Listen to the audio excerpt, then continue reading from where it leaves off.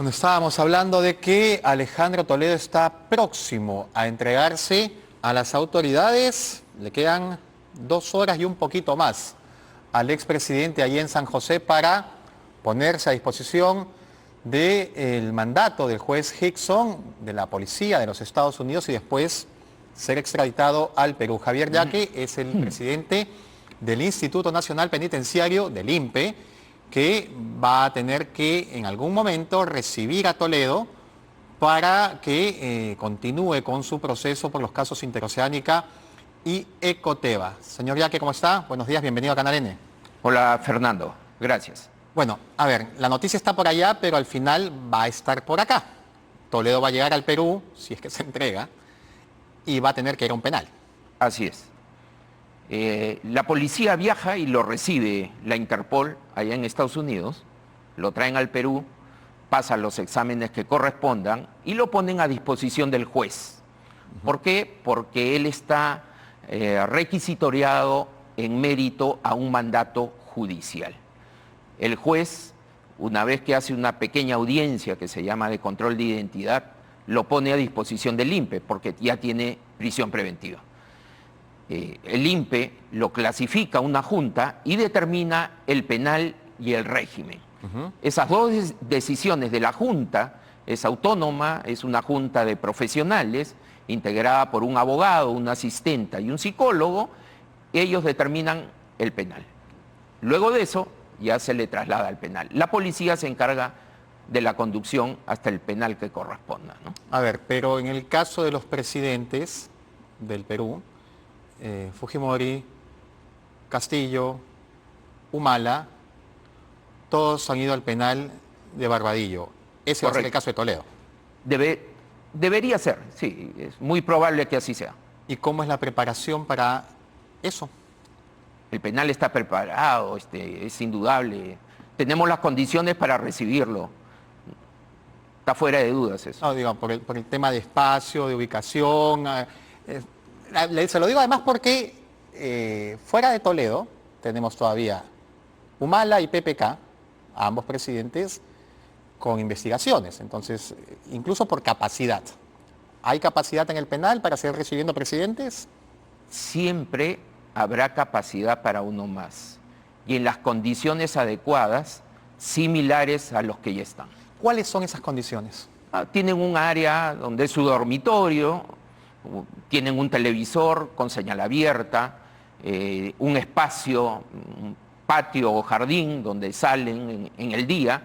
Según el régimen, puede ser régimen ordinario, están en el día, digamos, en el patio y tienen acceso del dormitorio al patio.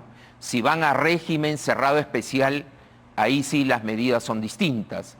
No pueden salir, el patio según el nivel que vayan es de 2 o de 4 horas, el resto de horas en su celda, y las condiciones de salubridad adecuadas, su baño, agua, energía eléctrica, esas condiciones tiene el penal de Barbadillo. Fujimori y Castillo tienen las mismas condiciones, lo digo porque sí. Fujimori es condenado y Castillo tiene prisión preventiva. Sí. ¿Tienen las mismas condiciones? Sí, ambos están en régimen ordinario, por lo tanto, las características de la carcelería son exactamente iguales.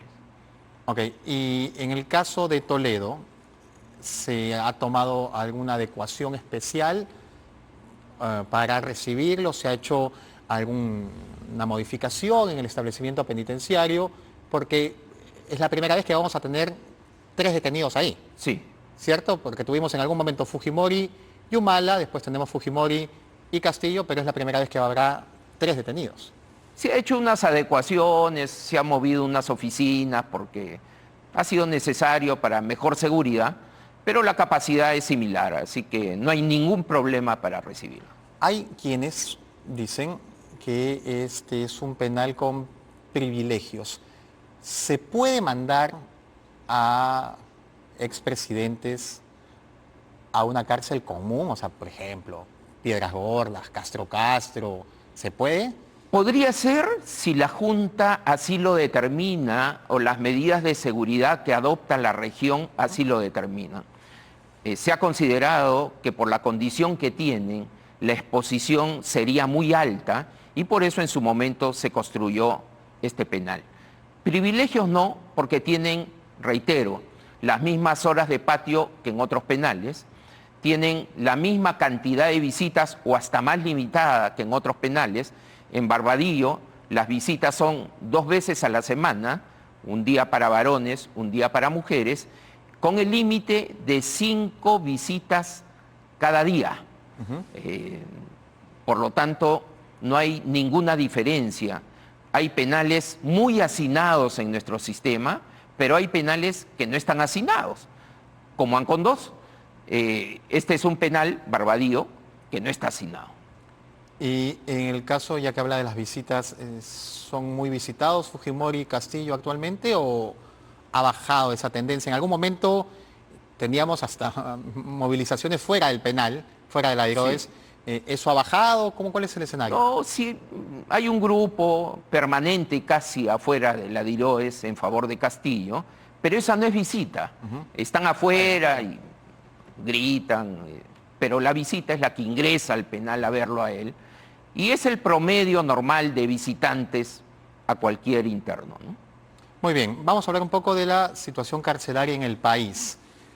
¿Cuántas cárceles tenemos y cuánta capacidad está sobrepasada?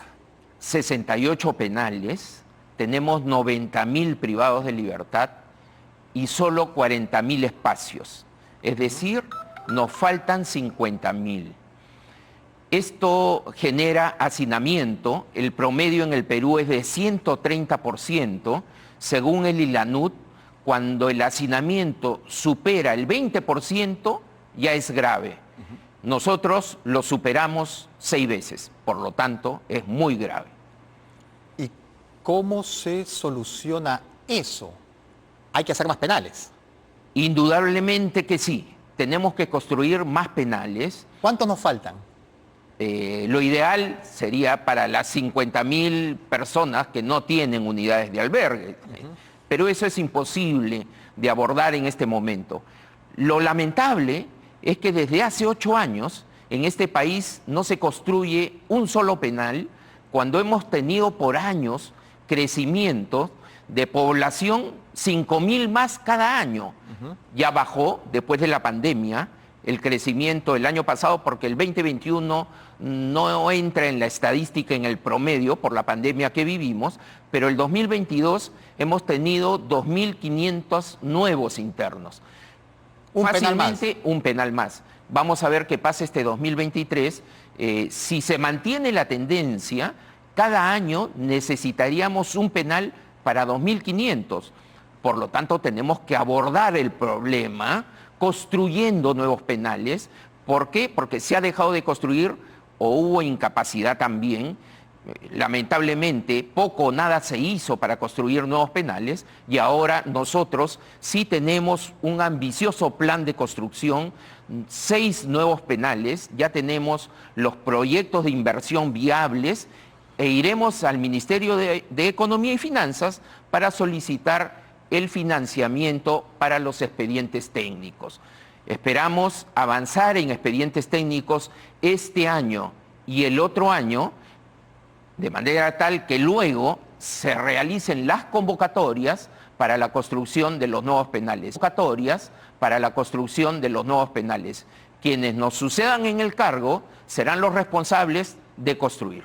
A ver, el TC les ha dado 5 años de plazo, cosa inconstitucional, lo ha denominado el Estado tribunal. de cosas inconstitucional el hacinamiento en penales. Exacto. 6 penales tienen que cerrar en 2025 si es que no hay solución. Exactamente. La pregunta es, ¿cuál es la solución? Porque del 2020 han pasado ya 3 años, más o menos, de la decisión que tomó el TC y no hicieron un solo penal. Entonces, ¿a quién hacemos responsable de esto para que el 2025 nos cierren Castro, Chanchamayo, Callao, etcétera? Somos responsables el INPE, el Ministerio de Justicia y el Ministerio de Economía. ¿Por qué? Porque ellos tienen que dar el presupuesto. ¿Cuánto vale un penal más o menos? Depende de la capacidad, pero en promedio 300 millones. una unidad de albergue, o sea, una celda con su taller, con su aula o sus oficinas administrativas, vale en promedio 120.000 soles. Lo que lamentablemente no se abordó en su momento, 3 años, es esta construcción de penales. Nosotros hemos encontrado ya unos proyectos de inversión viables, los estamos prácticamente, ya los tenemos terminados y por eso vamos a recurrir al MEF para que nos dé el presupuesto para los expedientes técnicos. Este es el segundo paso. No es posible ir al segundo paso si no se hacía el primero. Y luego viene el tercer paso, la construcción. Este segundo paso para expedientes técnicos es clave y se elaborarán este año y el próximo. ¿Para qué? Para empezar a construir. No hay otra manera de abordar el hacinamiento. Algunos sostienen que deben haber menos medidas de prisión, pero no es la realidad. En este país cada vez las leyes son más duras, los beneficios cada vez disminuyen más, por lo tanto tenemos que abordarlo construyendo nuevos penales. También vamos a trabajar con el Ministerio de Justicia, ahora sí, una atrevida propuesta para el uso de vigilancia electrónica personal. Son los grilletes. Exactamente. Nuestra propuesta como INPE será para los procesados. En este país, de los 90.000 privados de libertad, aproximadamente 36.000 son procesados. El resto son condenados. Seguramente algunos merecen estar en prisión aún cuando no sean condenados. El 40%. Sí, 30%, 32% más o menos. Pero nosotros creemos que algunos de ellos que han cometido delitos no graves, que las penas no son muy altas, deberían salir en libertad con vigilancia electrónica personal. Lamentablemente, la ley de vigilancia electrónica tiene 10 años de vigencia en este país, ha sido modificada 2 veces para que se impongan los grilletes en mayor cantidad y el Poder Judicial no ha tomado la decisión de imponer estos grilletes a estos procesados. Vamos a proponer una alternativa para que estos sean más masivos y ojalá que en una primera etapa tengamos 500 grilletes y en una segunda... ¿Cuántos hay ahora? Solo 45 en 10 años. Por eso creemos que esto es bárbaro. Lamentablemente, es el Poder Judicial el que tiene que decidir y es el Poder Judicial el que no se decide a colocar estos grilletes. La verdad que nosotros desde afuera tenemos una visión de que, wow, las cárceles... Exactamente. No funcionan, las cárceles son centros del delito, pero la verdad vamos a paso de tortuga. 45 grilletes, ni un solo penal en 8 años y ni una sola decisión, porque al final todo se soluciona con el buen caballero don dinero. Alguien tiene que hacer el plan y alguien tiene que soltar esto. Pero nadie hace nada. Debo señalar que no es correcto que las cárceles son escuelas del delito. No, pero es la visión de afuera. Ya, pero es un error, por eso lo aclaro. Seguramente lo eran hace 20 años. De los 90.000 privados, y tenemos las estadísticas, el 74% son primarios. El 26% tiene 2 o más ingresos al penal. ¿Qué es la lógica? De que la gran mayoría, 74%, por primera vez pisan una cárcel. Entonces, no es que las cárceles estén llenas de personas que entran y salen. Eso es un mito y una leyenda. La mayoría son primarios. Segundo, de estos 90.000, 26.000 trabajan, 15.000 estudian. No son escuelas del delito. Hace 20 años o 30 lo eran, ya no. Tenemos que abordar esta problemática de una manera técnica y con una política que continúe de una gestión a otra. Vamos a dejar este proyecto de construcción, vamos a trabajar la vigilancia electrónica, estemos nosotros o no, ojalá que se implemente, y otras medidas adicionales para ir bajando ese hacinamiento. Lo que pasa es que en esa escuela del delito que yo menciono, y que mucha gente lo considera así, hay la percepción y se tiene información de que muchos delitos se planifican desde los penales. Y después vemos operaciones de ustedes mismos Correcto. Que entran a una celda, el fin de semana en Cuarto Poder lo hemos visto, Así es. entran a celdas de Nosotros mismos. ranqueados, exacto, Exactamente.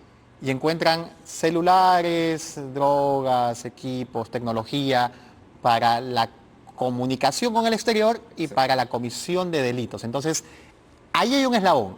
¿Qué pasa? ¿Cómo es que en Ancón, que tiene bloqueadores, la gente tiene celulares adentro? ¿Cómo es que en Castro Castro, que hay bloqueadores, la gente tiene celulares adentro? ¿Por qué se puede cometer delitos desde las prisiones? Sí, a ver, muchos delitos no. El ámbito de delitos de nuestro país lamentablemente es muy amplio y si alguno se comete desde el penal es muy pequeño, te lo garantizo. Lo que pasa es que cuando ocurre en un penal se hace público, pero si tú comparas lo que se hace en un penal, que hay que evitarlo, ¿no? No lo dudo, ¿eh? O sea, no dudo que ocurren cosas malas en las cárceles, no lo niego tampoco. Hay que combatirlo y en eso estamos, pero que desde las cárceles se generen el bagaje de delitos, eso es un error. No, eso es obvio. Ya, número uno. No es comparable. Ocurre algunos hechos, tratamos de evitarlos y cuando los descubrimos, actuamos. Hemos ingresado a una celda la semana pasada, como has visto, sí, claro. Hemos encontrado celulares. El bloqueo de celulares no es lo más eficiente, habrá que mejorarlo, la empresa que lo tiene a cargo tiene que ajustar sus equipos para que cada vez sea más eficiente. Si antes salían, digamos, 100 llamadas ilegales de un penal, ahora salen 90, a la inversa, salen solo 10 y ya no salen 90, o salen solo 5 y ya no salen 95. Por lo tanto, el bloqueo nos da más seguridad. Hay que mejorarlo, sí. Ojalá que se llegue a través de esa empresa al 100% del bloqueo. Es el ideal y en eso tenemos que apuntar. ¿Y qué se hace cuando se identifica, por ejemplo, lo que vimos en Cuarto Poder el domingo, con la identificación de presos que tenían celulares, que tenían objetos en las celdas, o cuando a través de las visitas son vehículos de delito, porque te extorsionan desde el penal, va alguien a la calle y te cobra, o te hacen fraudes desde el penal y en la calle alguien recibe el dinero? ¿Qué se hace en esos casos cuando se detecta y cuánto se ha detectado además? Si se detecta, interviene el Ministerio Público, quien ya tiene un proceso tendrá uno segundo. Nosotros actuamos con medidas de traslado de penales, hemos llevado y hacemos público también cuando así lo hacemos, y en este caso, al que te refieres de la semana pasada, también vamos a actuar y se van a enterar pronto. Pero ya el Ministerio Público intervino, están investigando los teléfonos para ver para qué se usaron y esa información ya la maneja la Fiscalía, no nosotros. Nosotros informamos de la comisión del acto y ellos son los que investigan y toman su decisión. Además, tomamos medidas si una visita vulnera el penal. Si es un delito, será procesada y si es un tema administrativo, como ingresar algo que no es delito, lo suspendemos también la visita. En el caso de los internos son procesados, son regresionados, pueden ser sancionados y ellos lo saben. A veces, lamentablemente, nuestro personal también se presta para esas cosas. Acaba de ocurrir la semana pasada en Piura, un personal nuestro ingresando celulares. A través de la Procuraduría hemos dispuesto que solicite prisión preventiva para uno de los nuestros, está siendo investigado porque le encontraron droga, pero no solo eso, hemos solicitado que se le aplique el proceso inmediato como una medida ejemplar a todos nuestros agentes penitenciarios de que quien cometa un delito, nosotros mismos, como INPE, lo vamos a perseguir para que no vuelvan a realizar ese tipo de conductas. Vamos a instruir a nuestro procurador para que asigne abogados para que se encarguen del caso. Nuestro personal tiene que abstenerse de realizar esos actos para evitar que sigan vulnerando la seguridad de los penales. Para que también se tenga la oportunidad de conocer lo bueno, pues, ¿no? Simplemente no es lo... No todo es malo. No todo es malo, no todo está contaminado. Hay cosas buenas en los penales también, hay trabajo de internos en los penales. Mucho trabajo. Hay lo que se busca, que es resocializar al interno. ¿Qué se está haciendo? Explíquenos, para devolver a la sociedad a gente que Mucho. quiere salir adelante. Mucho. Trabajo, cárceles productivas, comenzó el 2017, tiene marco legal, es una ley. Ya en penales se trabaja desde hace muchos años. Hace 30 años ya trabajaban en penales, pero era medio desarticulado. A veces el interno producía y no tenía mercado. Con cárceles productivas, de lo que se trata es de convocar a la empresa privada que sabe qué quiere el mercado. Viene a los penales, produce con los internos, les paga un sueldo, a destajo o sueldo.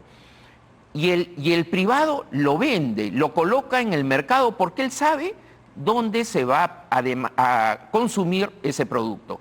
En cárceles productivas ahora estamos pagando la reparación civil, cosa que nunca se ha hecho, Fernando. Siempre la víctima quiere cárcel, quiere castigo, y seguramente que tiene razón, no lo dudamos.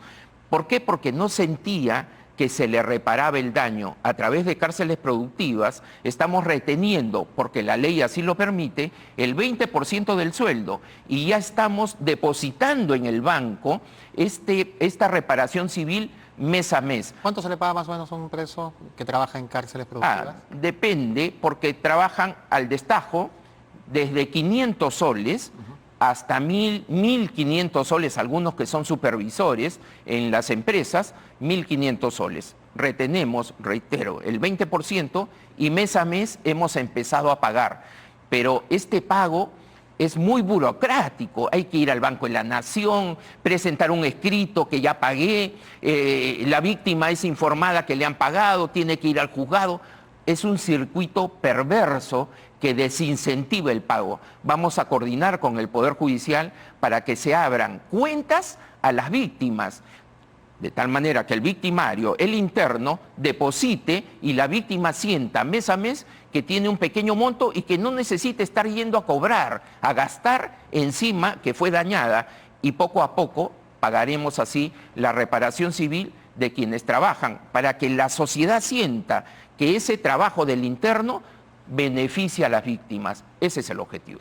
Muy bien, Javier Yaque, presidente del Instituto Nacional Penitenciario. Ojalá que le abran la puerta a la inversión que se pueda gastar en penales, en grilletes y que se pueda mejorar todo el sistema. Gracias por su participación esta mañana en Canal N. La tienen que abrir, si no vendremos para que nos ayuden a reclamar y que nos la abran. Bueno, hacen Gracias. caso así, ¿eh? Gracias. La verdad que hacen caso así. Aquí en Canal N nosotros tenemos la ventana, la puerta abierta, completa, puerta y ventana, para que mejore esto, porque finalmente lo que todos buscamos es que el país mejore. Gracias, Javier Yaque, por esta participación en Canal N esta mañana.